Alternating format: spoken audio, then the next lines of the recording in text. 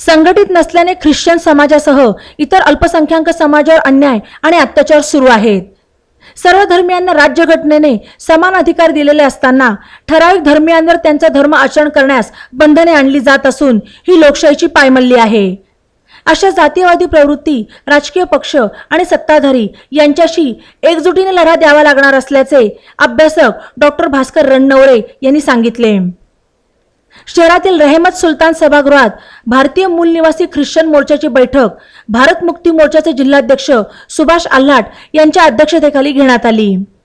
यावेळी ख्रिश्चन समाजाची सामाजिक, शैक्षणिक, राजकीय आणि सांस्कृतिक दशा आणि दिशा या विषयावर मार्गदर्शन करताना डॉक्टर रणनवरे बोलत होते।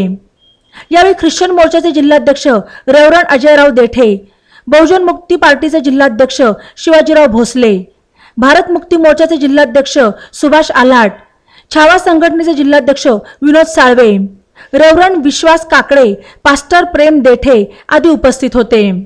उपस्थितांनी यावेळी सत्तेसाठी देशात असहिष्णुता पसरवण्याचे काम भाजपकडून होत असल्याचा आरोप करून संविधान धोक्यात आणून हुकुमशाही प्रस्थापित करण्याकडे वाटचाल सुरू असल्याचे सांगितले।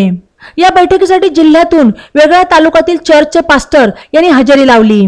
बहुजन मुक्ती पार्टीचे नगर दक्षिणचे उमेदवार रावसाहेब काळे पाटील यांना भारतीय मूल निवासी ख्रिश्चन मोर्चाच्या वतीने पाठिंबा देऊन त्यांना मताधिक्याने निवडून आणण्यासाठी प्रयत्नशील राहणार असल्याचे स्पष्ट करण्यात आले।